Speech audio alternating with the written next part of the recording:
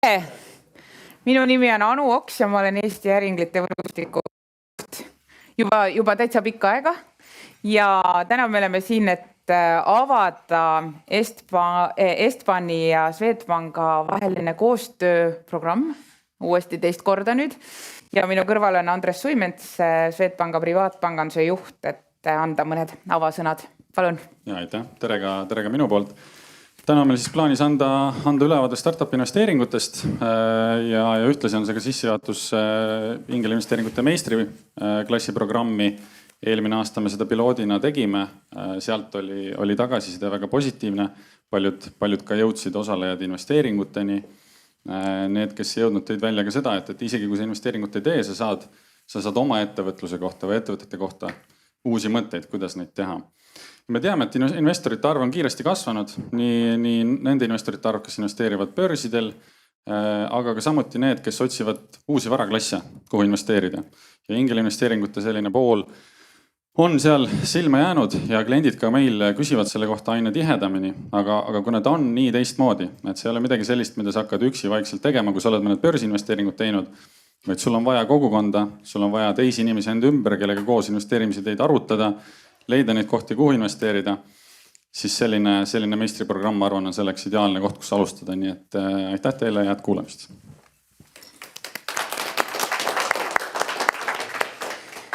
Ja mina Estbani poolt tänan ka väga Swedbanka, et üldse selline programm ja selline koostöö saab olla, sest ega ei ole väga tihti, et suured pangad Ingel-investoritega igapäevaselt niimoodi koostööd teevad ja eriti koos inglitele teadmisi, oskusi ja praktilist hands-on oskuseid jagavad. Mis meid siis täna ees ootab? Andrest me juba kuulsime, aitäh. Siis me vaatame, kuidas teha siis päris esimesi Ingel-investeeringuid ja Heidi Kakko, kogenud Ingel-investor, ka Estbani liige, räägib sellest nii-öelda ABC-st, kui alustada Ingel-investeerimistega, mida sa peaksid tähele panema. Siis on Estbani juhatuse liige Lauri Antalainen, ka väga pikaaegne Ingel-investor, kes räägib oma portfellist, millised startup investeeringud ta on teinud oma elus, kus ta on natuke rappa läinud, millega tal on väga hästi läinud. Siis on Lauri ja siis ma räägin ise paari sõnaga Estbanist üleüldiselt, mis see Estban kui selline organisatsioonina on. Ning Triin räägib natuke rohkem sellest programmist, mis meid siis sellel kevadel ees ootab. Et umbes kella 4 paiku lõpetame ja see kõik on pärast vaadatav salvestusena ka YouTube'i keskkonnas, seda saate järgi vaadata, slaidid me saame ka teile kõigile saata. Nii et täpselt nagu Andres ütles, head kuulamist ja annan oma sõna siis üle Heidile.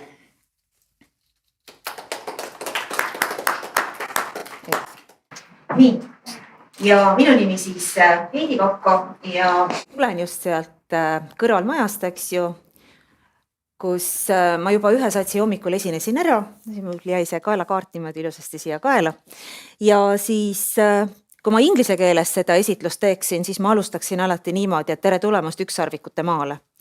Ja Eesti tõesti on väga erakordne riik, sest maailmas tuntakse meid järjest rohkem just sellepärast, et Eesti on kuidagi erinevatel põhjustel väga edukas, väga kõrge väärtusega, kiiresti kasvavate tehnoloogia ettevõtete kasvulavana.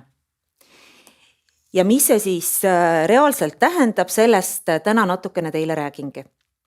Mul on tihti päris mitu mütsi peas ja kui ma siin tulen ja räägin äriinglina, siis ma tegelikult ei ole tüüpiline äriingel üldse. Sellepärast, et tüüpiline äriingel reeglina on meesterahvas, umbes 45 aastat vana. Ta on ettevõtluses tegutsenud umbes 10+ aastat. Tal on reeglina magistrikraadiga haridus.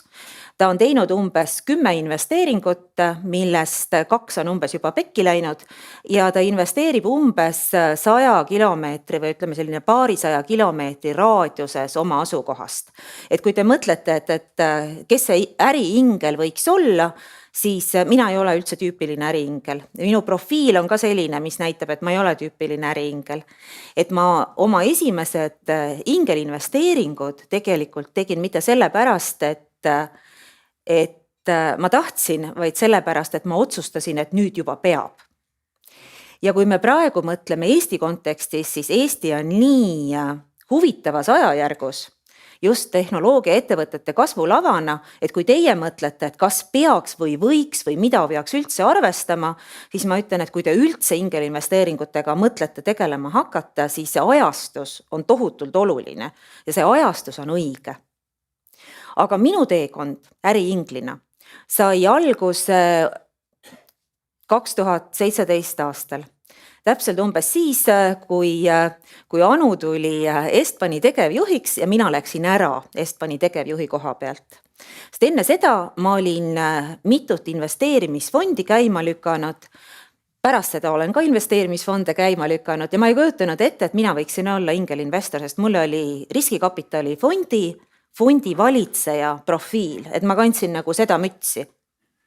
Ja äriingel, ehkki ta teeb riskikapitali investeeringuid, ei ole justkui päris riskikapitali fondi investor või fondi valitseja.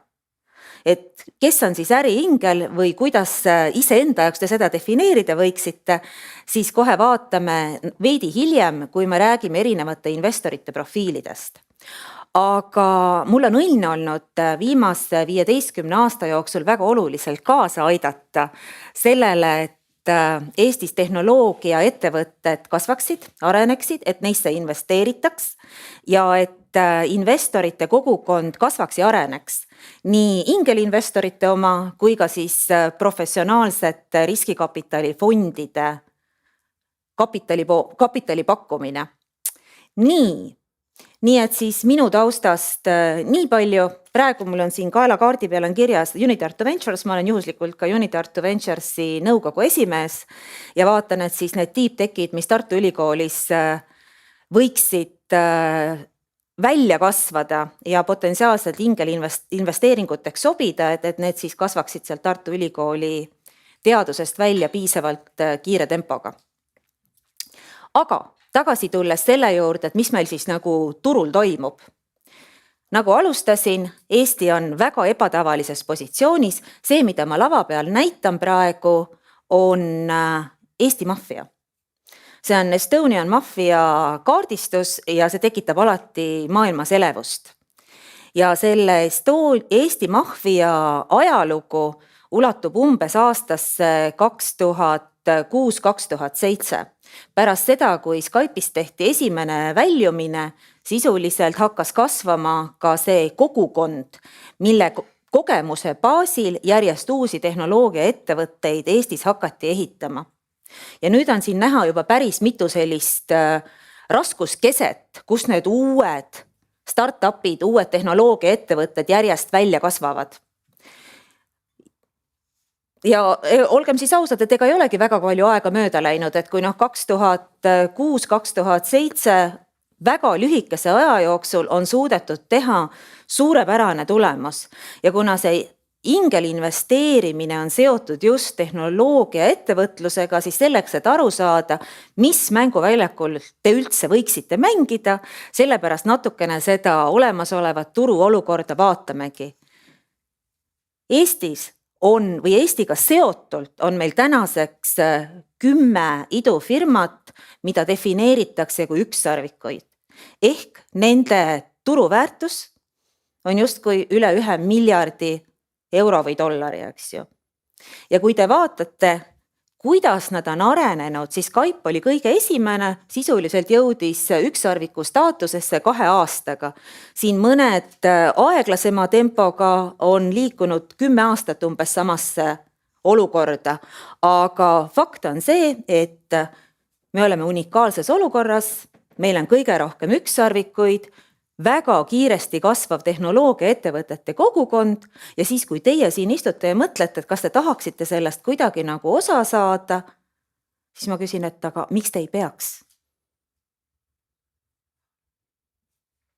Te ei ole kuidagi, ütleme, et kuidagi rumalamad kui need investorid, kes on kuidagi sinna investeerinud ja nende edule kaasa aidanud. Et see, et aidata kaasa tehnoloogiaettevõtete edenemisele Eestis, me oleme unikaalses positsioonis.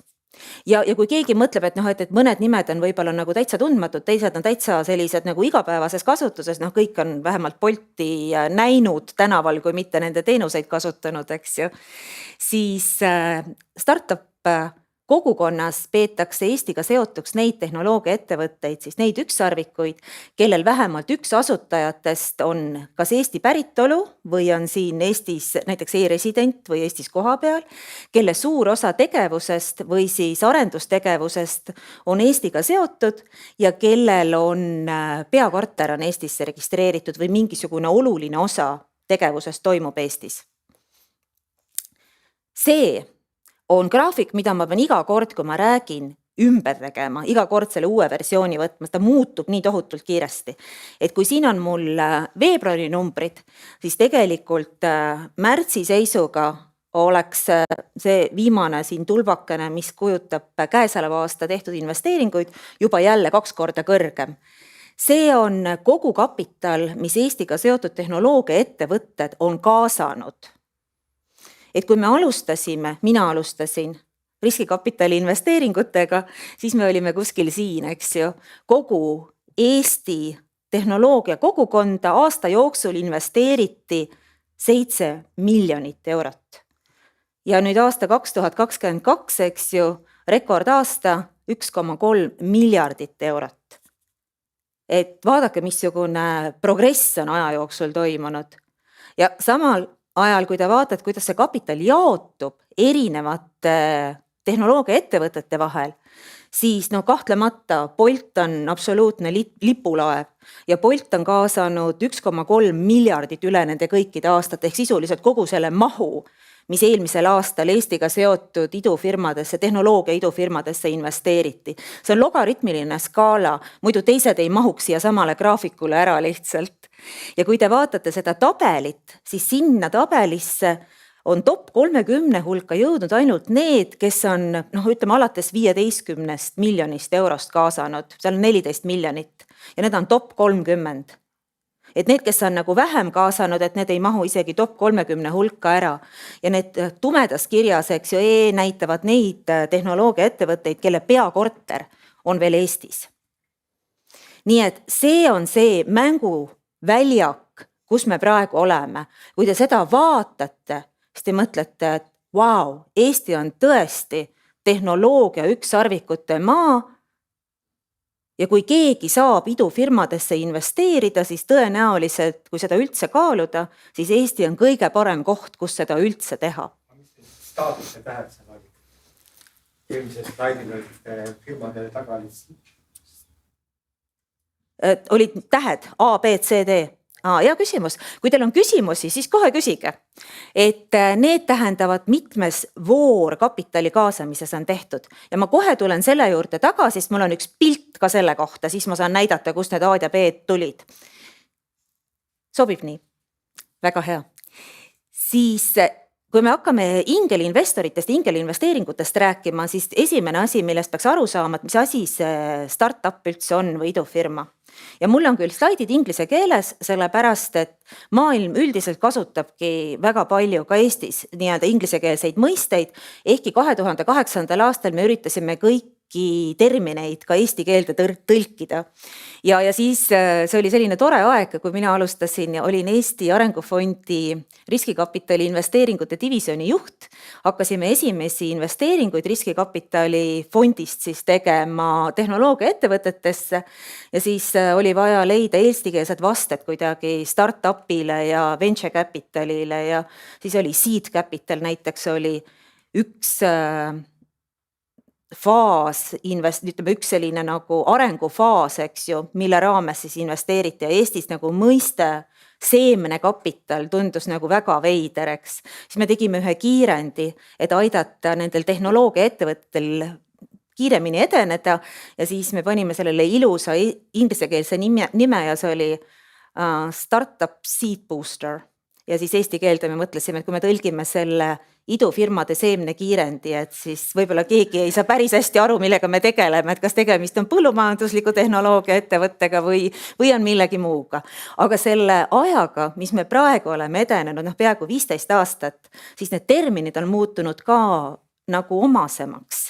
et keegi enam ei imesta, et noh, et mis asi see siis nagu on, millest te räägite, et siis oli küll kõik naersid, et idufirmad nagu mingisugused noh, ebanormaalsed asjad, aga kõik kuidagi tunnevad nagu ennast juba vabalt, loevad iga päev ajakirjanduses uudiseid, kuidas keegi kapitali kaasas, keegi müüs ennast kellelegi ära, keegi laienes kuskile. Noh, praktiliselt iga päev tuleb mitmeid uudiseid, kuidas kiirekasvulised tehnoloogiaettevõtted, siis idufirmad edenevad.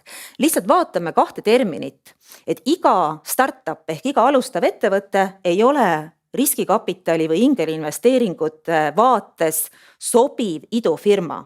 Et nende idufirmade all me ikkagi mõistame neid ettevõtteid, mis arendavad mingisuguseid uusi tooteid või teenuseid, kas uutele turgudele, uute ärimudelite baasil või ütleme sellise suure ebamäärasuse tingimustes. Et me eeldame, et seal on tegemist mingisuguse innovatsiooniga ja tihti me loodame, et tegemist on murrangulise innovatsiooniga ehk midagi, mis muudab seda maailma või turgu olulisel määral. Ja kui me räägime scale-upidest, mis on siis startupi järel nagu järgmine faas, siis see scale-up ei ole mitte nagu selline küps ettevõte, vaid scale-up on see startup ehk see idufirma, mis on jõudnud sellise kiirema kasvufaasi. Et ta ei ole selline traditsiooniline küps ettevõte. Nii. Ja siis ma tulen selle küsimuse juurde tagasi, mis need tähed seal tähendasid. See on tüüpiline startupi finantseerimise selline nagu elukaar või tsükkel. Et algab siit, kus on surmaorg, sisuliselt alguses on ainult kulud, eks ju, kogu aeg tuleb raha sisse panna ja siis kunagi võib-olla jõutakse haljale oksale, võib-olla tehakse nii-öelda börsil väljumine ja siis on võimalik ka neid järeloste seal teha ja siis on praegu mul on küll numbritega, aga sisuliselt tähendab see seda, et need on investeerimisvoorud või selle startupi finantseerimise voorud, et kui see esimene voor on tegelikult on Series A ehk A-voor, siin on Series B ehk nii-öelda B-voor, Series C ja nii edasi, siis see esimene ots on tegelikult kõige keerulisem nii asutaja jaoks kui ka finantseerijate jaoks. Ja siis tihti selles, nii nagu ma ütlen, selles surmaorus, miks seda niimoodi kutsutakse, sellepärast, et seal kõige rohkem ettevõtteid lõpetab tegevuse. Ja tihti lõpetavad nad tegevuse mitte sellepärast, et raha saab otsa ja tihti saabki raha otsa, aga reeglina asutajate jaks saab otsa. Nad enam ei jõua lihtsalt selle määramatusega tegeleda. Nii et siin kõige esimeses etapis kõige raskem raha kaasata ja üllatus, inglid just mingil põhjusel selles kõige esimeses etapis investeerivadki. Lisaks on seal kapitaliallikatena alati kirjas ka mingisugune hulk F-tähtesid. Ja siis on mõnikord on neid 3, mõnikord on 4, minul on praegu 5. Ja siis ma küsiks teie käest, et mis need kas 3, 4 või 5 F-i tähendab, et kui ma ütlen, et need on ka mingisugune kapitaliallikas koos inglitega, kes selles surmaoru faasis investeerib, et mis need 3, 4, 5 F-i võiksid olla? Ja kes teab, see ei ütle, eks ju. Founders, esimene, nii, friends, fools, family, veel üks F, 5 F, kes ära arvab? Fans, kes ütles fans? Tubli, väga hea. Tõesti, fans, kes need fännid on? Fännid on reeglina pioneerid, varajased toote või teenuse kasutajad, early adopters sisuliselt. Need, kes mingil põhjusel usuvad sellesse tootesse või teenusesse või sellesse tiimi, neile meeldib. Enne Taavi Kotka oli seal Startup Day laval, eks ju, ja ütles, et kui e-residentsuse kaarte hakati välja andma, siis seal küsiti, et miks te tahate seda e-residentsuse nagu kaarti endale saada, et why? Ja siis sinna siis märkisid siis need vastajad, seal olid mingid valikud ja siis hästi paljud vastajad märkisid, et I'm a fan. Et et ma tahan sellepärast, et see meeldib mulle, et see põhjus, et see on mingisugune suurem asi, see kuidagi nagu liigutab mind. I'm a fan, see on see põhjus, miks ma teen seda. Nii et 5 F-i siis sisuliselt on founders ise, siis on friends, family, fans ja teate, ärge fuule võtke. Kui te ise olete need startupi asutajad näiteks, eks ju, siis mitte keegi ei taha, et tal lollid on investorid, eks ju, need fools. Ja kui te ise investeerite, siis katsuge ka pigem selline investor olla, kelle kohta ei öelda, et te olete fool, eks ju. ja see, et kuidas mitte olla a fool, sellest räägib pärast Lauri, aga ma räägin ka natukene, et kuidas olla investor, kelle kohta ei saaks öelda a fool. Ehkki tihti startupide asutajad arvavad, et nad teevad komplimendi vastaspoolele laua taga läbirääkimises, et mina rumalaid investoreid ei taha, ütleb reeglina see startupi founder, et ma tahaks ikka seda tarka raha või tarka kapitali. Ja siis, mis see siis nagu targa ja rumala raha nagu erinevused on, siis ma ütleks, et väga palju passiivne raha on ka rumal raha. Et see raha, mis tegelikult läheb lihtsalt rahana sisse ja kuidagi selle ettevõtte edule kaasa ei aita, et see on ka põhimõtteliselt selline nagu passiivne või rumal raha. Teine tüüp rumalat raha on aktiivne fool. Et see on see, kes tegelikult asjast midagi ei tea, aga tahaks hirmsasti panustada ja kogu aeg segab, eks ju, üle õla vaadates. Et see on veel üks selline nagu võimalik versioon foolist. Ja siis kolmas fool ehk kolmas rumal raha on see investor, kes läheb ettevõttesse sisse selliste tingimustega, millega tegelikult ei tohiks investeerida. See investor ei tohiks investeerida, ehkki ta arvab, et ta saab väga head tingimused ja see startup ei tohiks neid tingimusi vastu võtta või ei tohiks vastu võtta raha nendel tingimustel. Sellepärast, et rumalatel tingimustel investeeritud raha tapab reeglina selle ettevõtte ära nii selle asutaja jaoks kui ka selle investori jaoks. Nii, aga meie jääme siis praegu siia. Kas Funderbeami platvormil investeerimine on äriinglina investeerimine? Mis te arvate? Nii, rohkem fännid investeerivad. Kas on või ei ole? Sellepärast, et kui te Funderbeami platvormil, kes on investeerinud Funderbeami platvormil? Nii, mõned on investeerinud. Kui te seal jaeinvestorina investeerite, siis kui aktiivselt te pärast saate panustada selle ettevõtte arengusse, kuhu te olete raha sisse pannud? Mitte väga, peaaegu ei saagi, eks ju. Ehkki praegu äriinglite sündikaadid teevad ka Funderbeami platvormil tehinguid, aga see on natukene teistsugune struktuur kui selline tavapärase jaeinvestorina investeerimine.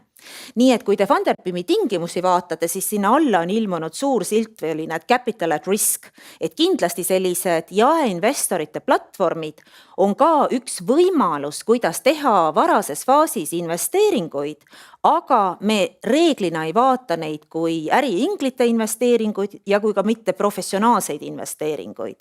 Nii et see jaeinvestor või crowdfundingu platvormid on kindlasti üks võimalus, kus saab ka seda kõige riskantsemat faasi finantseerida, aga investori vaates see ei pruugi olla kõige parem võimalus.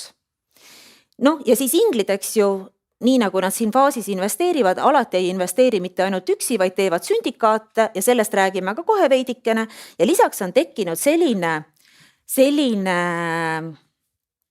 ma ütlen investeerimis nagu vorm, mille kohta öeldakse, et it's not a fund. Et sisuliselt see on selline, ma ütleks professionaalne või semiprofessionaalne, poolprofessionaalne investeerimisüksus. Näiteks sõbrad panevad raha kokku, otsustavad, et nad hakkavad ühiselt investeerima ja reeglina nendel sõpradel on mingisugune varasem kogemus selles valdkonnas. Näiteks not a fundid on näiteks Honey Badger, eks ju, kus Pipedrive'i asutajad pärast seda, kui nad tegid eduka väljumise, panid raha kokku, koos investeerivad, neil on mingisugune kokkulepe, missugustest loogikast lähtudest nad neid investeeringuid teevad, aga nad ei registreeri ennast Finantsinspektsiooni järelevalve alla kui riskikapitali fond. Nii et nad on nagu äriinglite või ütleme sellised nagu family office'i tüüpi, eks ju, investeerimiskehad, investeerimisühingud ja seal on ka, ma ütleks, täiesti professionaalsed ingelinvestorid, kes omavahel on koondunud natukene fondilaadsesse struktuuri. Ja kui siit juba see ettevõte, millesse investeeritakse, on jõudnud sellisesse tasuvuspunkti või tasakaalu, et juba on mingisugune nagu käive tekkinud, äkki on mingit lootust, eks ju, ka kunagi kasumile, siis neid huvilisi, kes tahaksid investeerida, et mida kaugemale sellel kõveral liikuda, seda rohkem neid huvilisi tekib. Aga siin reeglina A-voor, B-voor võib olla veel täiesti, Series A üldiselt on nii ikkagi, et käive peaks olema. Et päris nagu käibe eelsetesse ettevõtetesse ikka enam ei taheta investeerida. Nii, lähme edasi. mis turul toimub? Ühelt poolt turg on tohutult kuum, viimastel aastatel on mahud, nagu te nägite seal eelmisel graafikul, väga kiiresti, väga suurelt kasvanud ja siis toimus eelmisel poolaastal nagu totaalne turu kokkukukkumine, eks ju. Et arvestades keskkonnatingimusi toimus mingi täielik anomaalia, et 2022. aastal see on Baltikumi vaade. Esimesel poolaastal kaasasid Baltikumi tehnoloogiaettevõtted 1,3 miljardit ja teisel poolaastal ainult 300 miljonit lisaks, eks ju, kokku 1,6 miljardit. Et siin nagu teisel poolaastal toimus keskkonnatingimustes oluline nihe, mille tõttu kapitali kaasamine startupidele muutus oluliselt raskemaks. Samal ajal, siin on nüüd veel selline viimane graafik praktiliselt, et siin on eelseemne vooru kapitali kaasamised, et see on nagu, ja siin on seemnevoor ehk seed series ja pre-seed series ja pärast seda seed series tuleb nagu series A, eks ju, mis on nii-öelda korralik suur voor. Et kui me räägime sellisest väga varasest faasist, siis mida te võiksite lihtsalt teada nende faaside suhtest niimoodi üldpildis on see, et kui eelseemne voor sisuliselt on selline, et loomulikult kasumit ei ole mingit, aga mingit käivet võiks juba olla, siis keskmiselt 2022. aastal need ettevõtjad, kes kaasasid pre-seed raunde, nende käive kuus nagu korduval baasil, me nimetame seda monthly recurring revenue'ks, oli kuskil 5-6 tuhat eurot kuus. Ja need, kes kaasasid seemnevooru, nende käive kuus nendel ettevõtetel oli umbes keskmiselt 30 000. Eelseemnevoorus kaasati ütleme 200-400 000 eurot ühe selle kapitali kaasamise kohta. Ja see väärtustase, mille pealt kaasati, oli 4 miljonit.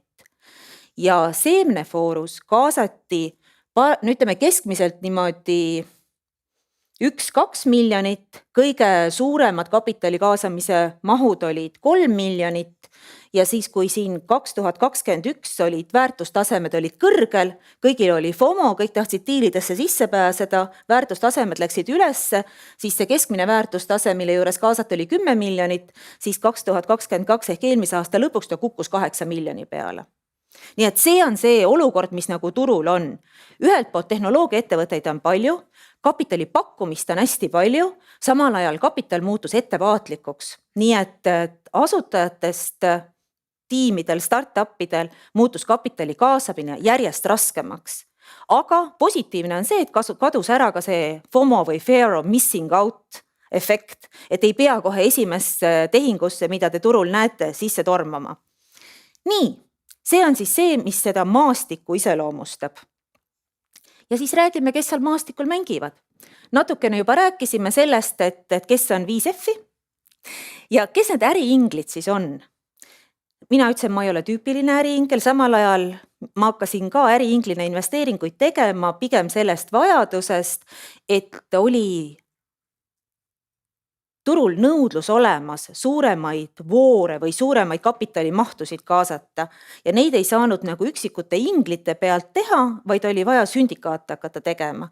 Ja siis Estbani all me hakkasime esimesi sündikaate kokku panema 2017. aasta lõpus ja kuna on neid lead-investori profiiliga investoreid, kes oleksid julgenud võtta seda vastutust ja öelda, et ma tegelikult tean, kuidas see ingel investeerimine käib niimoodi, et suurema mahuga oleks võimalik sisse minna, neid ei olnud liiga palju. Ja kuna mul oli fondivalitseja taust, ma olin riskikapitali fondi enne juhtinud, ma olin umbes 20 ettevõttesse investeerinud, ma olin kaasinvestoritega neid tehinguid teinud, siis ma tegin esimesed Estbani sündikaadid. Nii et kui me mõtleme, et kes need siis investori profiilid on, et kui äriingel reeglina investeerib oma raha, võtab taskust, eks ju, tal on valida, kas paneb ükskõik missugusesse ettevõttesse või kulutab selle mõnele muule hobile ära, siis reeglina on ta selline, see ei ole tema põhitegevus. Ta reeglina on mingisugune muu töö, ta ei ole professionaalne investor, kes päevast päeva sellega tegeleks. Ta võib olla poolprofessionaalne investor. Nii nagu ma ütlesin, näiteks seesama Honeybatcheri näide, not a fund, eks ju, on ingelinvestori tüüpi investorid, kes on omavahel koondunud ja nad teevadki investeeringuid või nad palkavad kellegi, kes aitab neil neid investeeringuid teha. Ja see reeglina äriinglit paneb liigutama mingisugune muu motivatsioon. Et äriingel siis investeerides oma raha, tahaks lisaks rahale veel millegagi panustada. Ja need liikuma panevad jõud on näiteks see, et tegelikult tehnoloogia investeeringutega tegelemine on äärmiselt põnev. Sa saad midagi huvitavat teha, mis ei pruugi olla su igapäevatöö. Siis see, et ingel kunagi ei ole nii aktiivne nagu meeskonna liige on, et ta justkui ikkagi tegeleb ettevõtlusega, aga nagu strateegilise vaate tasandil, et ta ei lähe ise päris käed külge sinna ettevõttesse. See ettevõtlusega tegelemine sellises poolaktiivses vormis on teine motivatsioonitegur. Kolmas on kuulumine kuhugi. Seesama kogukond, et kellega koos mingeid põnevaid asju teha, omalt poolt panustada ja neljas võib-olla kõige tugevam selline motivatsioonitegur, sisemine motivatsioon on see, et reeglina need tehnoloogia ettevõtted on tõesti innovaatilised, nad muudavad maailma kuidagi ja see on see sisemine motivaator, mis annab suure põhjuse neid investeeringuid teha. Ja siis võib-olla see 5. põhjus on see, mispärast me siin sellest räägime, et lihtsalt portfelli diversifitseerida, et oleks lihtsalt üks varaklass juures, mille kaudu on võimalik siis kõrgemat tootlust teenida, kui näiteks kinnisvarainvesteeringute puhul, aktsepteerides samal ajal siis ka kõrgemat riski.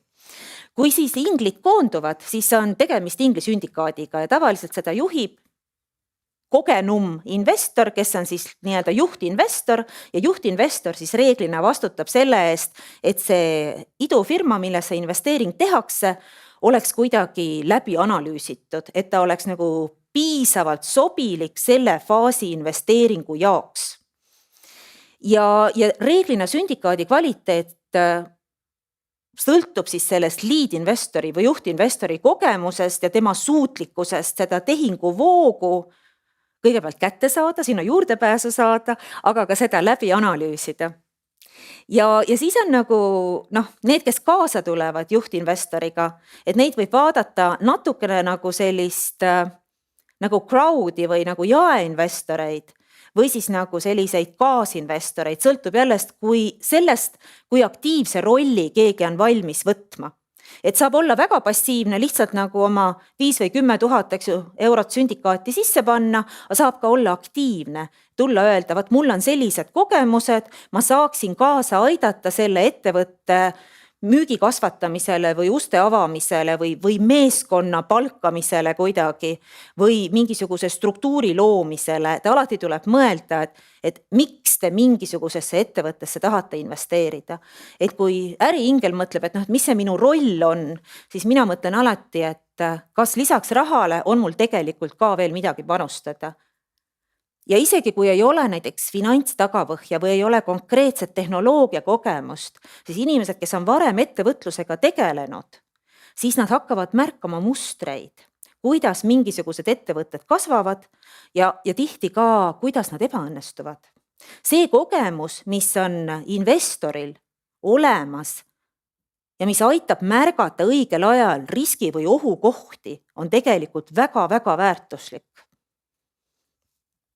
Ja siis selline kolmas investori profiil, millest me täna ei räägi, on riskikapitali fond või selline professionaalne investor, kes on reeglina siis fondi valitseja, kes investeerib oma raha väga vähesel määral, aga reeglina kaasab sellesse fondi siis teiste investorite raha.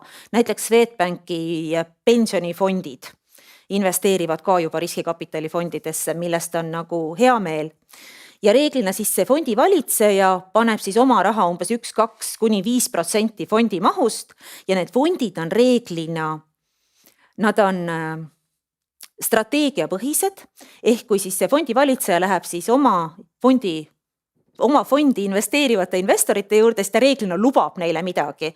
A la 10 aasta jooksul investeerin kogu selle fondi umbes 20 varase faasi tehnoloogia ettevõttesse, mis tegutsevad selles piirkonnas, nendes majandusharudes näiteks.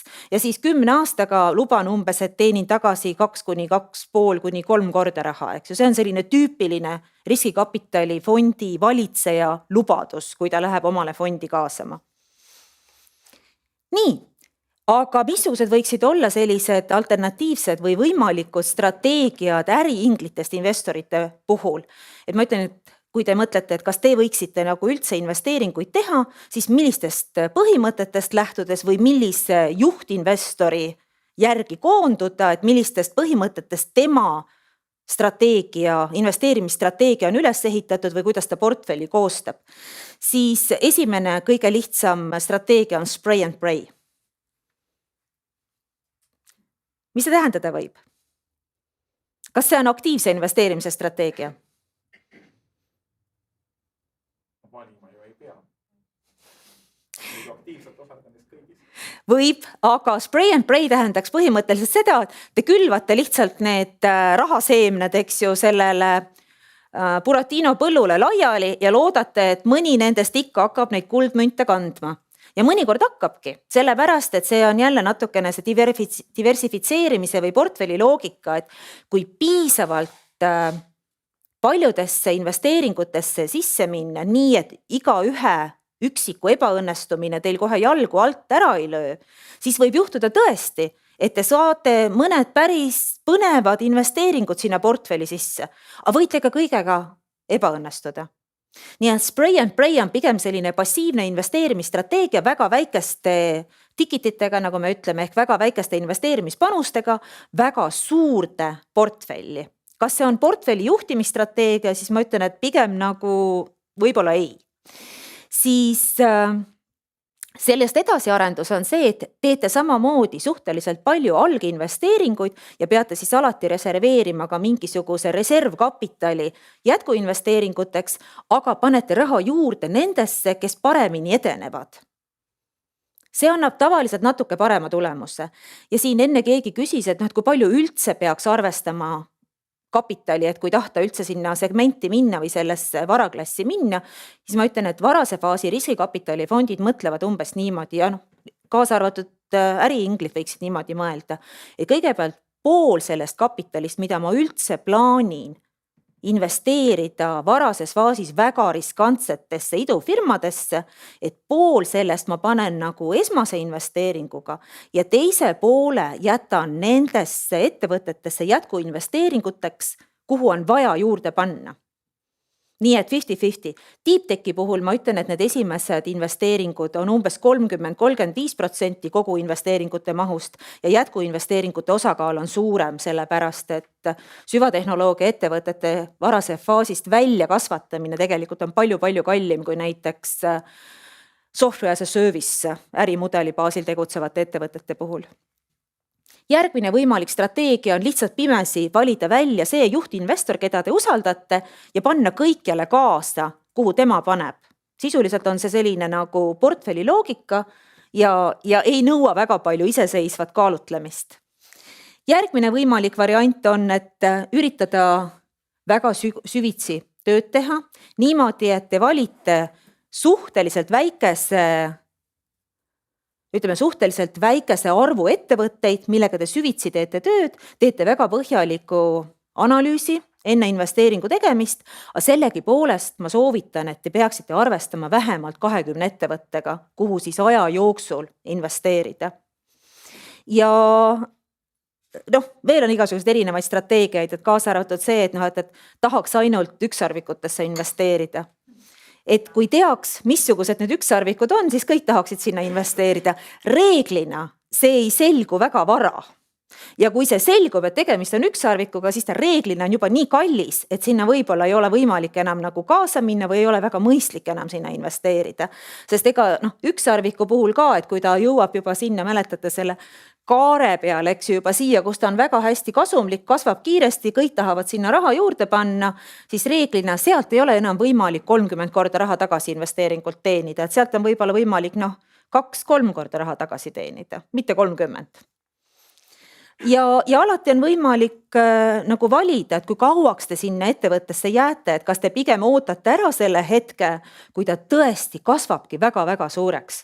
Või siis pigem te vaatate, et okei, et nagu minu tootluse ootus on juba nagu täitunud, et kui ma olen nagu seda investeeringut kasvatanud nii palju, et ma saaksin umbes 3 korda oma raha tagasi, siis on minu jaoks paras. Ma lähen välja. Näiteks mul on häid sõpru Soome äriinglite hulgas, kes ütlevad, et nemad ei otsigi üldse mingisugust ükssarvikut, müütilist sellist looma, mida keegi ei tea, kas ta kuskil eksisteerib, eks. Aga et kui 3 korda on raha nagu tagasi teenitud, on võimalik väljuda varases faasis, nad lähevad välja kohe. Ja neil on keskmine selline exiti ehk väljumisel ettevõtte väärtus on kuskil selline 20-30 miljonit eurot, see on see, mida nad otsivad. Ja nad selle tõttu ei võta ka väga kõrgeid riske, kui nad mõtlevad, et millist tüüpi ettevõtetesse nad pigem tahaksid investeerida. Nad mõtlevad, et me tahame sellistesse investeerida, mis kasvaksid umbes 3-5 aasta jooksul umbes 20 miljoni euro suuruse väärtuseni. See on meie jaoks piisav. Mis iganes strateegiat te kasutate, mõelge ikkagi selles portfelli loogikas, et teil on vaja umbes 20 investeeringut portfelli saada selleks, et teie portfell oleks piisavalt riskide maandamise jaoks mitmekesine. Nii, mida veel? Mis need äriinglitest investorid siis otsivad? Nad otsivad kõike seda, mida kõik teised varase faasi riski võtvad investorid otsivad. Fondide puhul kõige olulisem on muidugi see sobivusstrateegiaga, sellepärast, et fondi valitseja on oma investoritele lubanud, ma teen sellist tüüpi investeeringuid. Siis ajastus, kui ma ütlesin, et praegu on tohutult hea aeg tehnoloogia ettevõtetesse investeerida, siis te peate mõtlema, et kuidas teie kui investori suhtes see ajatelg hetkel on. Et ütleme, et kes on võib-olla verinoored, eks ju, sellised 20 pluss, eks ju, ja neil on ka mingisugust kapitali võib-olla läbi, ma ei tea, mingi eduka exiti kuskilt juba tehtud. Nende ajatelg versus selle investoriga, kes hakkab võib-olla 60-selt investeerima, on hoopis erinev. Nii et mõelge ka selle ajastuse mõttes iseenda kontekstis, kuidas see teile sobib. Aga selle startupi mõttes ma ütleks, et 3 kõige olulisemat kriteeriumit on meeskond, meeskond, meeskond. Sest isegi kui tegemist on sellise võib-olla keskpärase ideega ja turuvõimalusega, siis väga hea meeskond teeb sellest ikkagi täiesti investeeritava ettevõtte. Ja kui tegemist on kehva või keskpärase meeskonnaga, siis suudab see meeskond ka väga hea asja ära käkkida. Ja siis tulevad kõik muud asjad. Kas turg on piisavalt suur, kas trendid toetavad selle turu kasvu, kas see võimalik turuosa, mida on võimalik saavutada, on piisavalt suur, missuguses faasis selle ettevõtte edenemine on, et kas tal on juba proof of concept olemas, ehk kas põhimõtteliselt see võiks töötada, kas on proof of product olemas või minimum viable product, et kas on olemas nagu midagi, mille pealt minna turgu testima. Ja siis juba see 3. proof on business model, on sisuliselt see, et kas see võiks ka äri olla, mis mõistliku kasumit toodab. Nii et siis on igasuguseid küsimusi, aga üks võib-olla kõige olulisem küsimus riski investori vaates on see, et kas see ebaõiglane konkurentsieelis, mille annab kas unikaalne tehnoloogia või unikaalne turuvõimalus, kestab piisavalt kaua selleks, et raha tagasi teenida ja enne, kui konkurendid hakkaksid seda toodet või teenust kopeerima. Nii et riskiinvestorid tegelikult otsivad ebaõiglast, piisavalt pikaajalist konkurentsieelist selleks, et head tootlust seal teha. Nii, mis te võiksite kaasa võtta tänasest seminarist? Kas sa tahtsid küsida?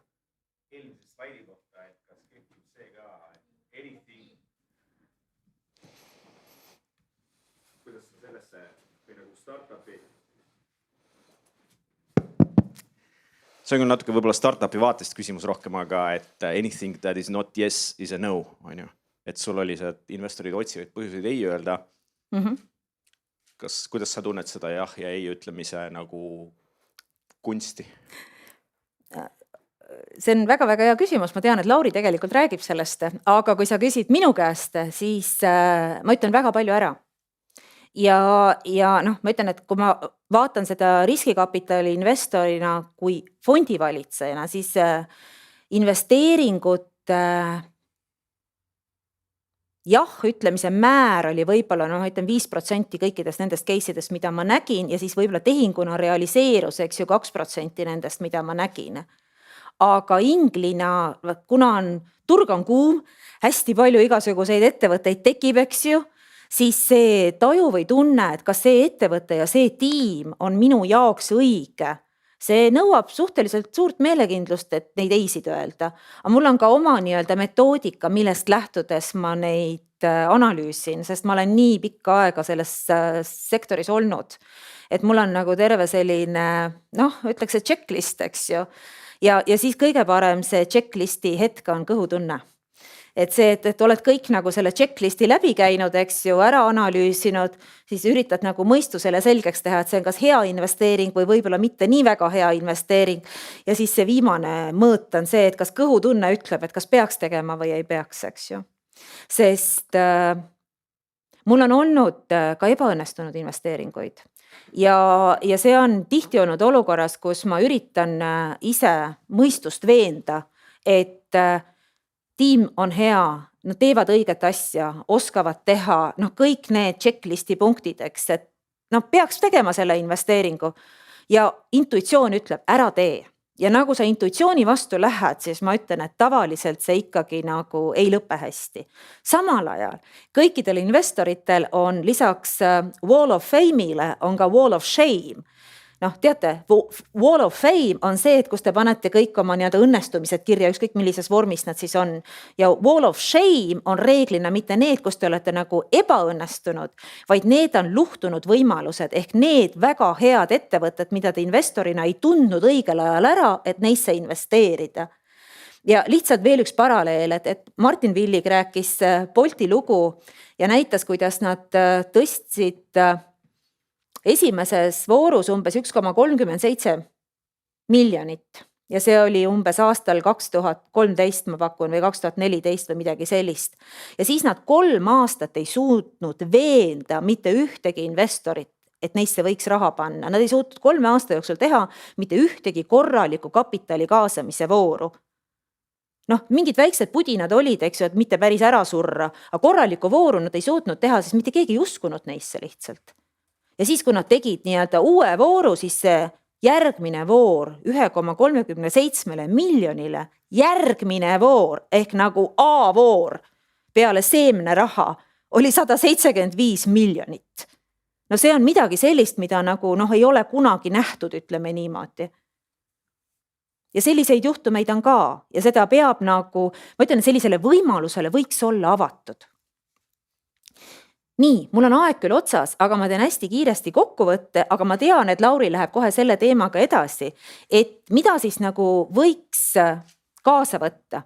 Kui te olete otsustanud hakata investeerima, siis alustage aeglaselt ja jääge selle strateegia või loogika juurde, mida te usute. Et ärge nagu poolel teel nagu strateegiat üritage kuidagi muuta, kui te ei ole nagu, ütleme oma 20 ettevõtet ära teinud, eks ju.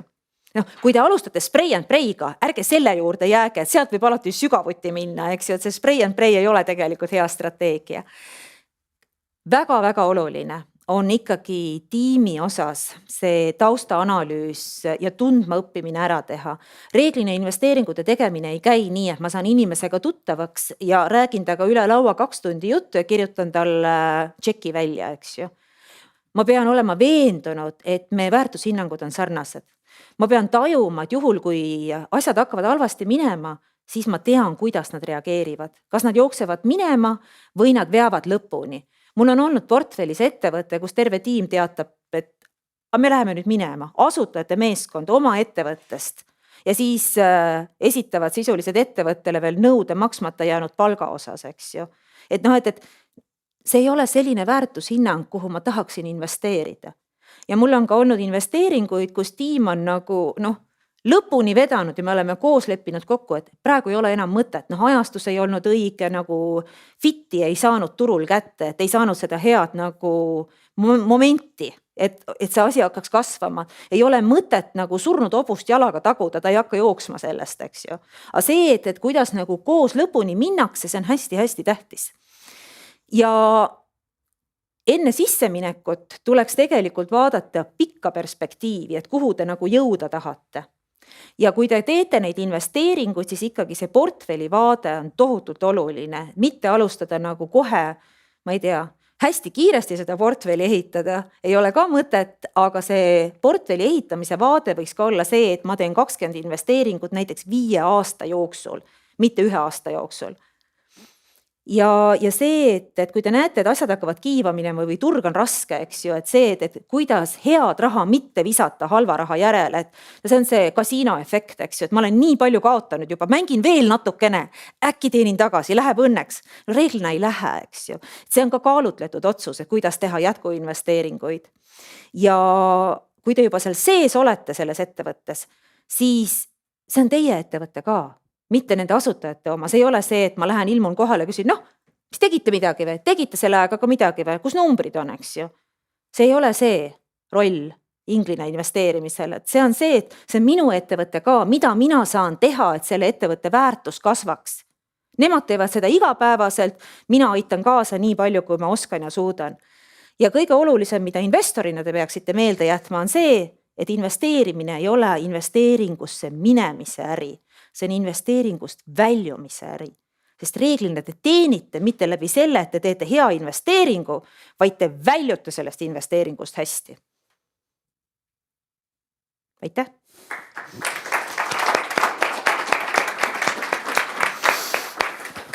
Meil on aega üheks väga lühikeseks küsimuseks, kui kellelgi on midagi väga pakilist. Minul on tegelikult, kus need toredad startupid, kus nad siis pesitsevad? Me näeme börsi ettevõtteid ju avalikult väljas. Aga kus me siis saame, et kui me ühtegi startup investeeringut teinud, kust ma leian need startupid? See on see, et õlekõrred on nüüd küsisõbralt, eks ju. Et tegelikult Anu räägid ise sellest, kus need head startupid on, aga lähete sinna kõrvalmajja, eks ju, sinna Ujula tänavasse spordihoonesse, kus on startup day toimub. Ja seal on pitching stage, lava, kus 2 päeva jutti startupid räägivad oma lugusid. Ja vaatate, tekib tunne või taju, tahaks nagu äkki selle kohta rohkem teada saada. Siis lähete pärast, võtate nööbist kinni ja küsite. Ja siis tuleb välja, kas nad tegelikult kaasavad kapitali või ei kaasa, kas nad otsivad investoreid või ei otsi. Kui nad otsivad investoreid, siis hakkate otsima neid investoreid, kellega koos sellesse startupi investeerida. Ja reeglina see on mingi võrgustik, eks ju. Espan on samasugune võrgustik, kus siis sarnase mõtteviisiga inimesed ühiselt riske maandavad. Just, räägin sellest pikemalt. Räägid sellest pikemalt. Nii, aitäh. Aitäh. Ja anname sõna üle tegelikult kohe Laurile ilma pikema pausita. Vahepeal võite võtta snäkke, värke, aga lähme kohe siit edasi. Ja Lauri Antanaelas, Espani juhatuse liige, eestlane, mitte soomlane.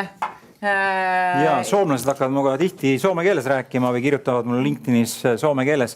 Siis ma vastan neil inglise keeles, ütlen, et ma oskan Google Translate'i kasutada, aga kui sobib, räägime ikkagi inglise keeles.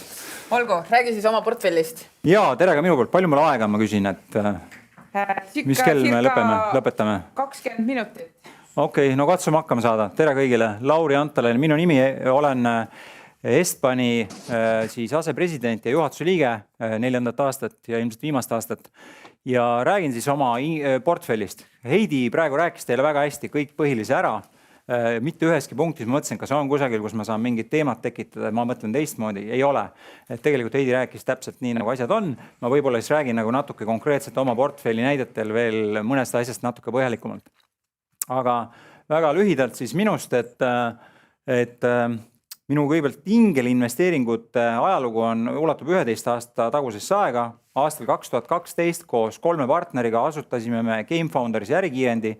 Game Founders oli siis selline kiirendi, mis investeeris mänge ja niisuguse mängulisi lahendusi tootvatesse iduettevõtetesse pre-seed või pre-seed faasis. Ja ja seejärel, eks ole, siis meil oli niisugune kiirendiprogramm ja pärast kiirendiprogrammis nagu veel aitasime neid edasi, et 2012 sellega alustasime ja siis oli esimesed 31 investeeringut sai siis tehtud. Sellest fondist ma ka kohe räägin ja uuesti ma hakkasin ingeliinvesteeringuid tegema nagu aktiivsemalt ja mitte mängude tootvates ettevõtetes siis 2018 või 2017, kui ma Estbaniga liitusin. Jah, aga räägimegi siis sellest Game Foundersist ja kui nüüd Heidi viimane slaid oli sellest, et investeerimine on exiti äri, täiesti nõus, aga teine komponent siin veel juures on see, et tegelikult väga palju sõltub sellest, mis tingimustel sa sisse lähed. Et tegelikult see on nagu kombinatsioon sellest, et mis tingimustel sa sisse lähed, mis tingimustel sa välja lähed. Ja 2012, täna on ärikiirendid üsna levinud, päris paljud on muidugi juba uksed kinni pannud. 2012 oli see nagu Wild Wild West ja see, mis tingimustel oli kiirendil võimalik startupi sisse saada, oli, ütleme täna see tundub nagu uskumatu. Et kui meie investeerisime 15 000 eurot, valuatsioon, mille pealt me investeerisime, oli alla 200 000 euro. Ja täna ei saa kiirendid selliseid diile mitte mingi valemiga. Tol hetkel said, ei olnud kõiki, ütleme community'd ei olnud nii arenenud, see kiirendite poolt pakkuv lisaväärtus, oskusteabe, suhete, kontaktide, kõige selle osas oli niivõrd hea. Tänapäeva maailmas on maailma palju rohkem avatud, palju rohkem lahendusi, inimesed tunnevad üksteist, kiirendid ei suuda seda väärtust sellisel kujul pakkuda.